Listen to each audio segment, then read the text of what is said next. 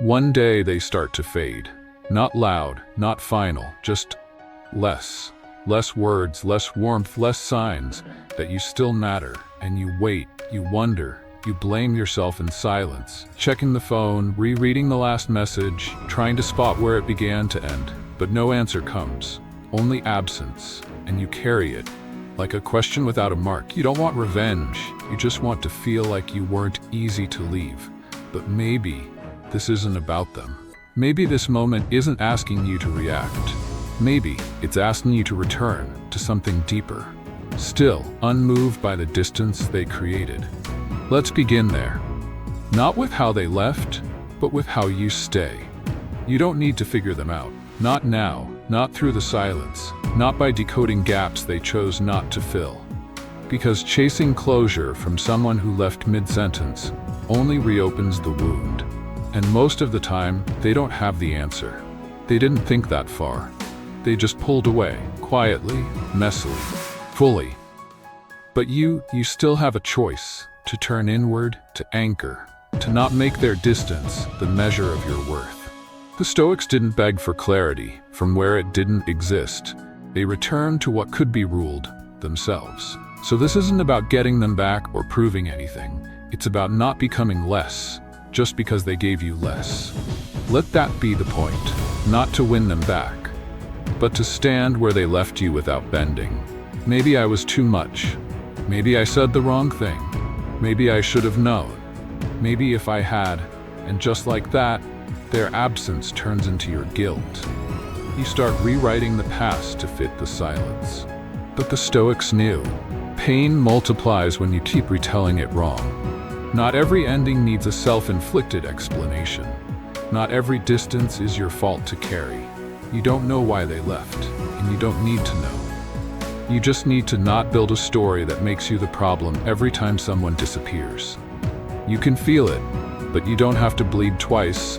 You can reflect, but you don't have to crumble.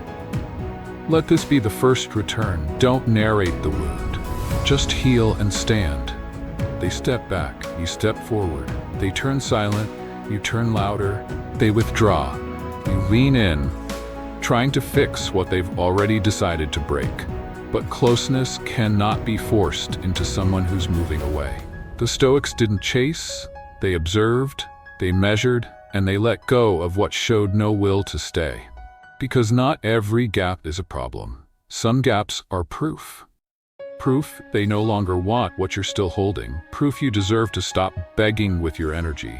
So pause, step back, not to mirror their distance, but to reclaim your ground. Let this be the second return. You're not meant to follow what's already fading. They stop talking, and your mind fills in every blank. They must be done. They must be angry. They must be disappointed. But the truth is, not all silence is about you. Some people leave because they're lost, because they don't know how to stay, because closeness feels like drowning when you never learned how to hold it. The Stoics didn't rush to interpret every pause. They left space for what wasn't theirs to control. Because sometimes a person disappears not to hurt you, but because they never learned how to stay without breaking. So let it be, not as surrender, but as respect for their path and for your own. Let this be the third return. Stop giving meaning to moves that weren't made for you to fix. You stayed, in the chat, in the room, in the memory, still holding the door open. For someone who already closed theirs, still checking, still hoping, still lingering in a space that's been vacant for too long. But the Stoics didn't stand where presence had expired. They left when the energy left. Because staying doesn't always mean strength. Sometimes it means delay, decay, denial. You don't have to be the one who always waits. You don't have to remain in a scene where you're no longer being written in. Walk out, not in pain, but in peace. Let this be the fourth return. You can leave without closure if the room is already empty. They pull back, then give a little, disappear, then like a post, go cold, then drop a message just enough to keep you around. And you stay. Because maybe it'll shift, because maybe they still care, because maybe this is just a phase. But it's not, it's a pattern. And the Stoics didn't entertain inconsistency as affection. They didn't confuse breadcrumbs with presence. They didn't mistake a flicker of attention for the return of respect. You are not a background tab for someone to reopen when boredom strikes. You are not a test subject in their emotional experiment. So step out, close the tab, withdraw your availability. Let this be the fifth return. If their effort comes in drops, let your energy dry up faster. They went cold, pulled back, detached.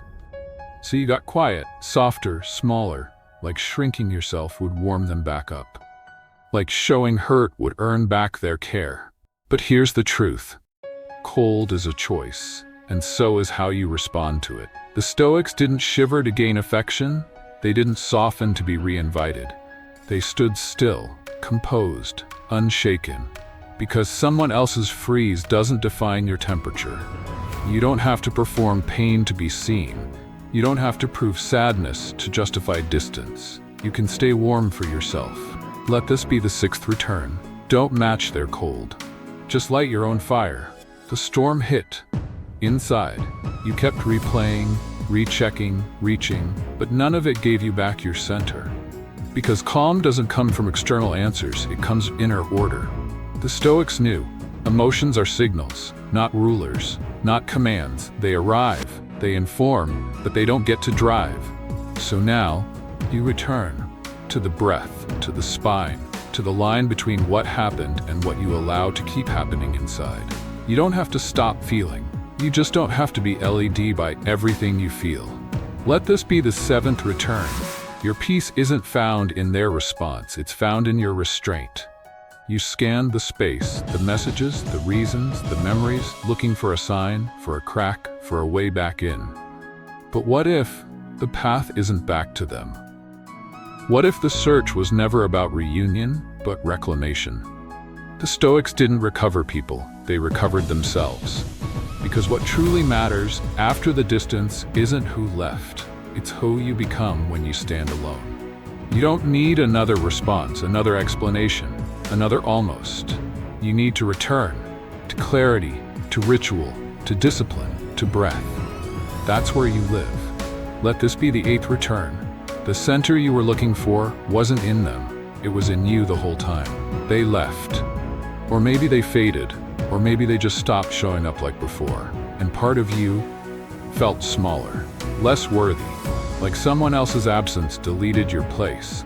But the Stoics never tied value to presence.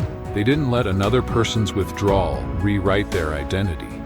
Because when someone steps out, it reveals them, not you. It reveals their capacity, not your lack. You were whole before they arrived. You remain now that they're gone. Let that echo. You are not the empty space they left. You are the stillness that stayed standing after it. Let this be the ninth return. Their exit changes nothing about your worth. Some people fade, some pull back, some just go quiet and never return.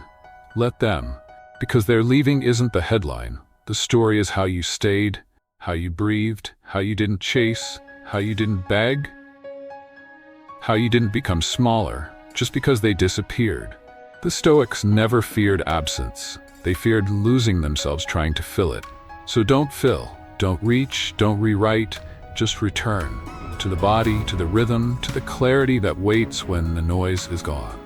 Let them go, but don't go with them. That's not detachment, that's discipline. Because their silence may be temporary, but the way you hold yourself now, that stays forever. You don't chase closure. You don't decode silence. You don't fold just because someone fades. You return, you breathe, you rebuild where they left ruins. This is not about what they did. It's about what you choose to do now.